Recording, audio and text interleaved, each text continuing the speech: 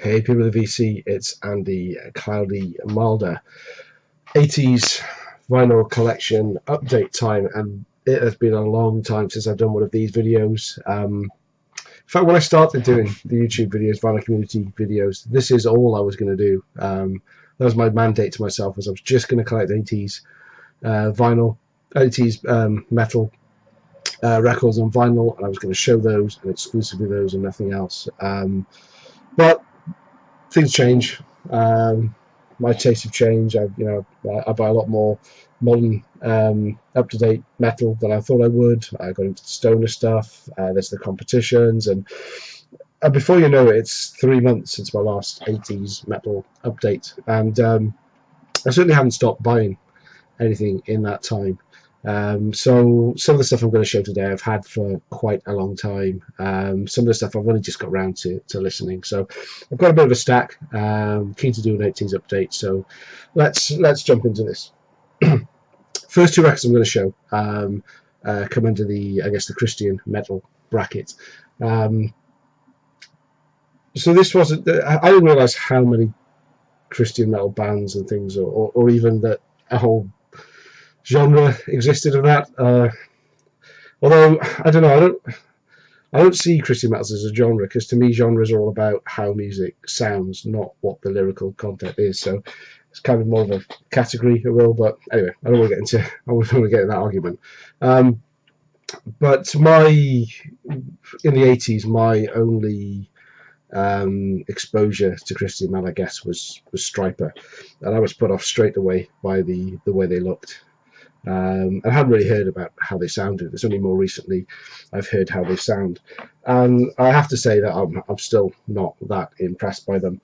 But that doesn't mean to say that all Christian metal's bad. I know there's some people that won't listen to Christian metal because they say, oh, they're not a believer, but then they'll probably go and listen to something like Slayer that has the devil in it, and it's it's all religious, isn't it?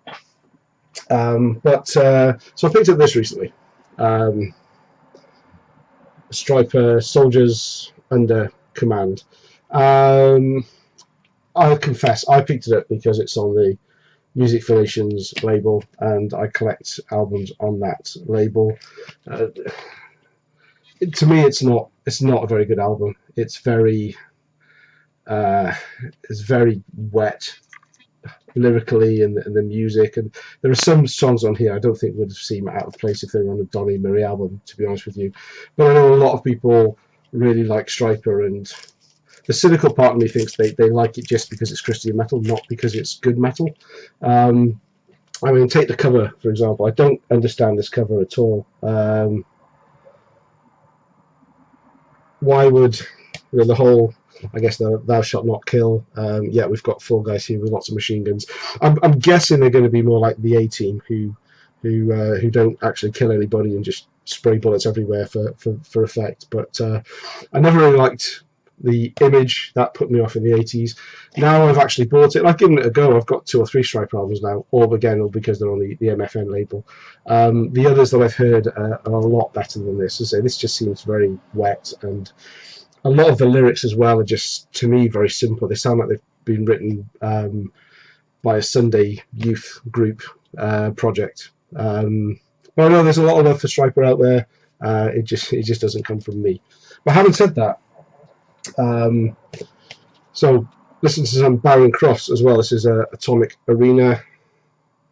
Well, this is from 1988 on Enigma Records. This is a Canadian press, and I got this as VCLT from Greg the Egg.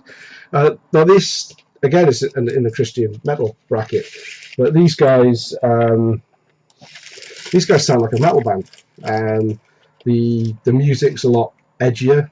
Sounds like heavy metal.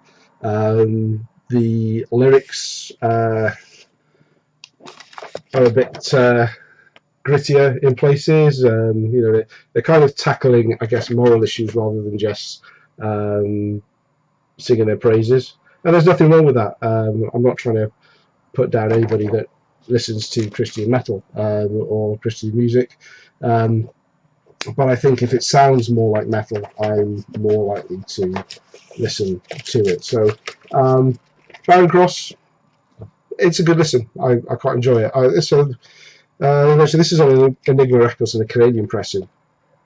There is a Music for Nations version of this that I do want to pick up. So, on the off chance that I guess somebody in the UK has a Music for Nations pressing that they want to trade for the a Canadian copy on Enigma, let me know. Next up, Metal Comp. I like Metal Comps. I like picking these up when I can, especially at a good price. Again, this is on Music for Nations. This is Mad Trax 2 Beyond the Metal Zone. Double LP from 1980. I should know this one. It was the year that Master of Puppets came out. So was that 86? This one. But these are the bands that are on here. So we've got some Wasted, Exciter, Robin Trower, Thrasher. More about them coming up. Metallica, Master of Puppets, and Tigers of Pang Tang, Surgeon, Sabotage. The best tracks on here, you can probably guess. So Sabotage, Thrasher, Burning the Speed of Light is good.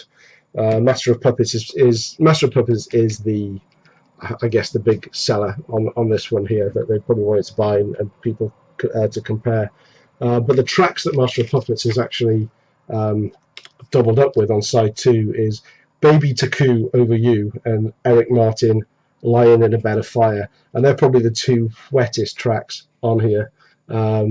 Awful pappy melodic rock, and yeah, you follow Disposable Heroes with that and you're pretty much taking the needle off after you've listened to that song. This is Tigers of Pang Tang when they were on the way out. Holocaust from Sabotage, Disposable Heroes by Metallica, Wasted, Exciter, and Thrasher are probably the picks of the bunch on this album. But I do like a metal comp, and that fits nicely in with the collection. As I said, speaking of Thrasher, I found a copy of this. I've seen this one shown a few times recently on the VC. It's a project that was put together by Andy, what's his name? Andy Duck McDonald from Blue Cheer, and Carl Kennedy from the Rods, and they have various people guesting. Or they're on pretty much most of the tracks, but they have people guesting. So who do we have on here? We've got a whole host of people that are all listed on the inner, and then you can see who plays on what track. But we have members of, we've got Billy Sheehan on here, we've got Rhett Forrester from Riot, Dan Spitz from Anthrax, James Rivera from Hellstar, Dan Beeler from Exciter, other members of the Rods, Jack Starr from Virgin Steel, and yeah, so it's a fun album. It's a good heavy metal album. All the tracks written by Carl and Andy.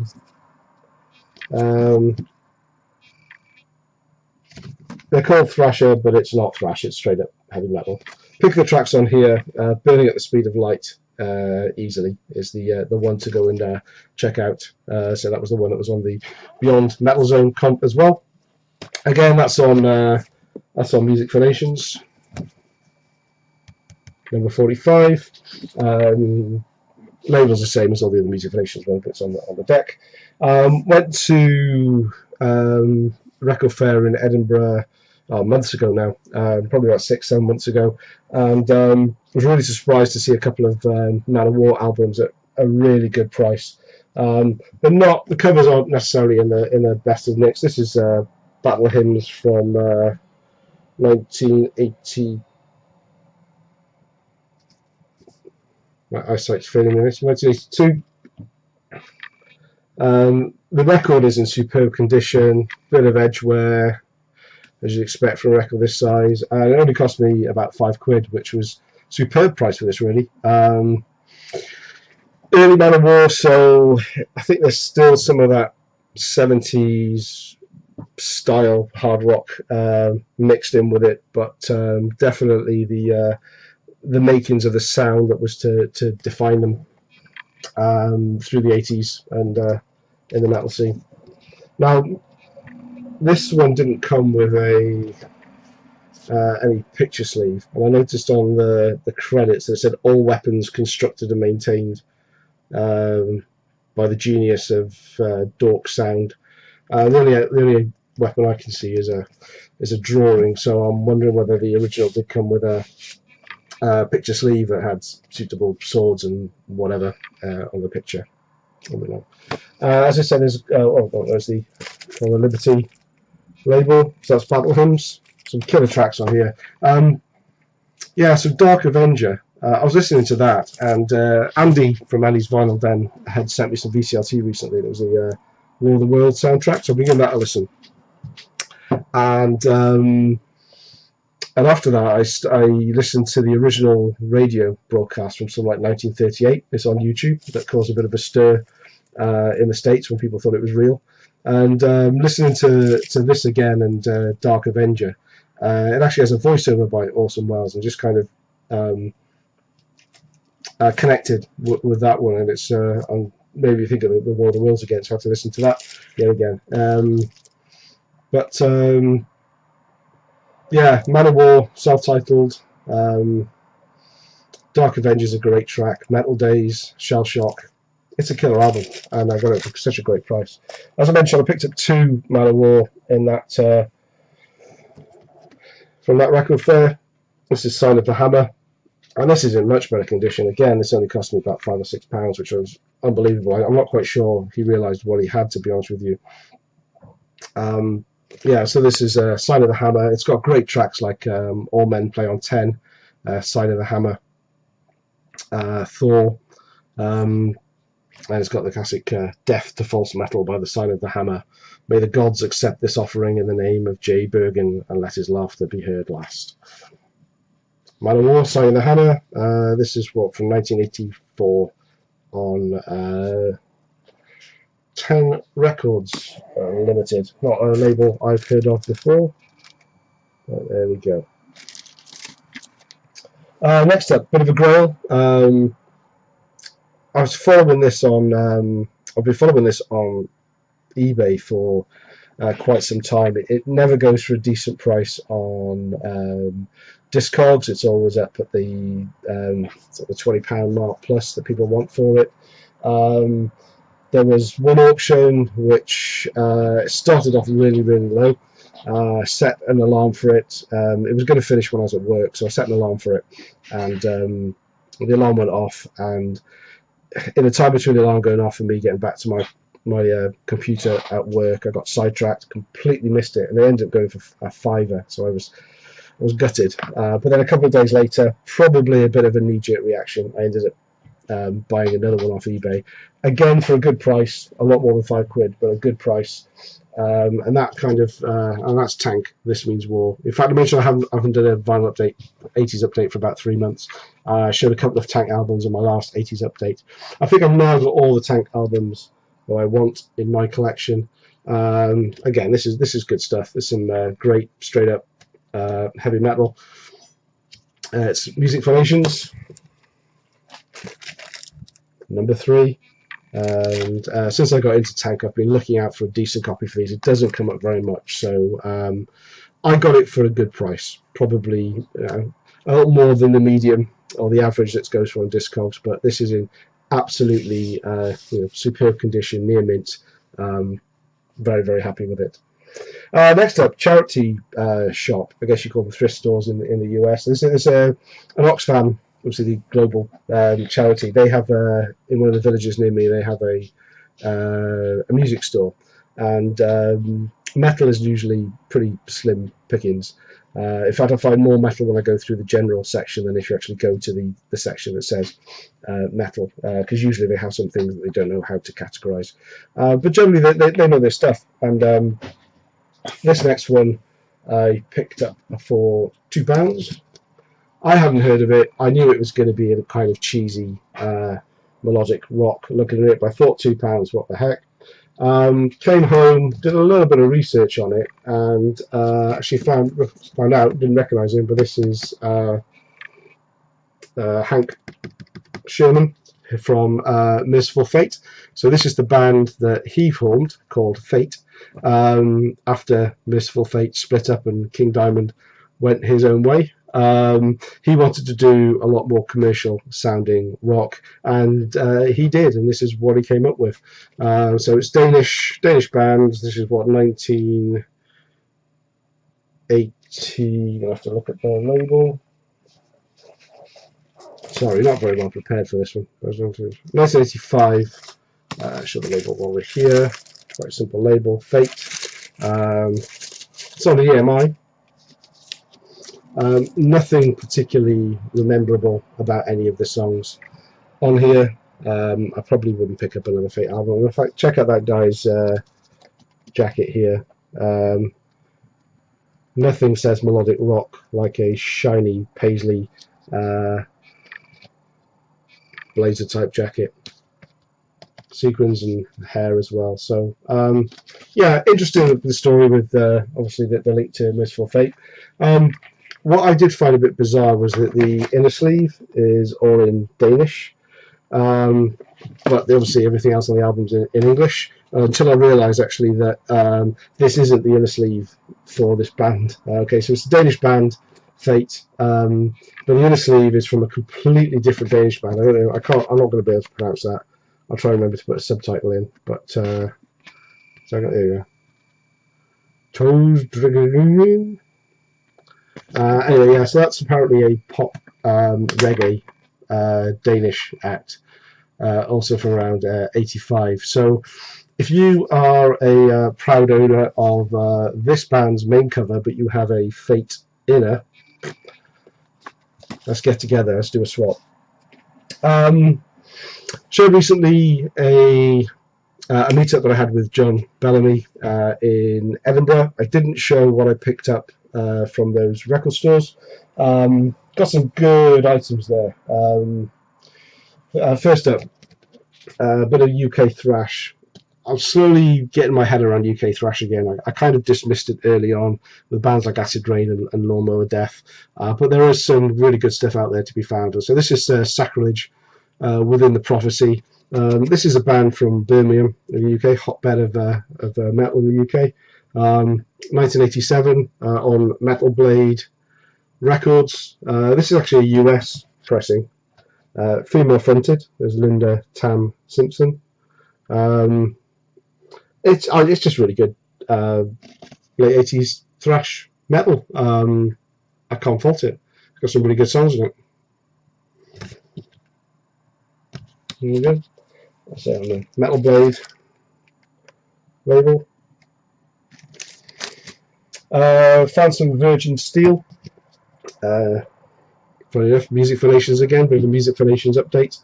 So this is their second album, Guardians of the Flame. I think this is a different cover than US release. There's Jack Starr is actually on that Thrasher album earlier on. I like Virgin Steele. I think they're kind of US's answer to new wave of British heavy metal. They try to take that sound and add something of themselves to it. They're a bit sort of Manowar, I think, in the type of their sound as well. But there's some killer tracks on here. Don't get me wrong, I've really been enjoying spinning this. I picked up the debut album as well recently, but I've not really given it a good enough listen yet to chuck it in the video. So that'll come up pretty soon. But yeah, happy to get this one. This was on Music for Nations number 5. So I'm working my way through the top 10 releases from MFN. As with most Music for Nations, they always come in plain to these very sort of cheap and cheerful releases. Oh no, actually, tell a lie, this one didn't. This one actually came with a lyric sheet, which is kind of unusual because most of the things you find in UK pressings, they didn't tend to come with inners. That was more printed on the sleeve inside. But there's some merch here. You can get a T-shirt for £4. Virgin Steele T-shirt. So very nice and classic Music for Nations label, as I've shown already. Last one from that haul was So this was a band I hadn't heard of. I bought this again. Mausoleum is a label that has some really good stuff. It's a Belgian label. They put out some good metal bands from Belgium, but some bad metal bands from Belgium as well. But it's kind of stuff that I wouldn't have heard back in the day. So this was a blind buy. I kind of assumed it was a Belgian metal band, but when I got home, started looking it up. It turns out to be a new wave of British heavy metal band. So they're called Wolf, and this is Edge of the World. Love that cover. Great stuff. There you go. A very kind of early 80s look. You just don't see people look like that anymore. I mean, people look miserable these days, but they don't look 80s miserable. But it should have given it away, the fact that the vocalist is called Chris English, that they weren't going to be a Belgian band. Now this is it's a kind of an interesting mix of sort of some hard rock and new wave of British heavy metal. There's enough new wave of British heavy metal to kind of show where they wanted to go. But I think the album's just a little bit too mixed up between an older style of metal and the newer style of metal. Subsequently, this was the only album they actually produced. I don't know if it's because they were only really distributed in Europe rather than the UK, or whether the sound just wasn't right. They were just too much in between the movements that were happening. But there's some great songs on here. In fact, there's one song, Too Close for Comfort. Check that out on YouTube. When I heard that, I presumed it was a cover because I'm sure I've heard that before, and I may well have, and it may well have been by Wolf, and it may well have been somebody else covering it, for all I know. But it just sounds so familiar. I'm wondering whether it sounds so familiar because it's a complete rip-off of something else. But I can't quite put my finger on it. So if you do check out Too Close for Comfort on YouTube and you think it sounds like something else, let me know what you think. But overall, it's a good album. I'm glad I had it. It cost me more than I would normally spend on an album. I think I spent about £15 on this one. But again, a look online showed that was a good investment. And not that I would ever look to sell any records like these, but I know that as and when that day comes, hopefully I should get a good return on it. But other than that, it's a great listen, and happy to have that in my collection. As I mentioned, it's on Mausoleum. Right, so that's it. Good handful of albums there. Let me know what you think in the comments below. I'm on Instagram and Facebook with the same handle, so Cloudy Mulder. Check out on there if you want to see new purchases as they come in, as they get their first spin. Sorry this has been a long one. Hope you've enjoyed it. Hope you're still with me, and I'll be back with another update again pretty soon. Thanks for watching.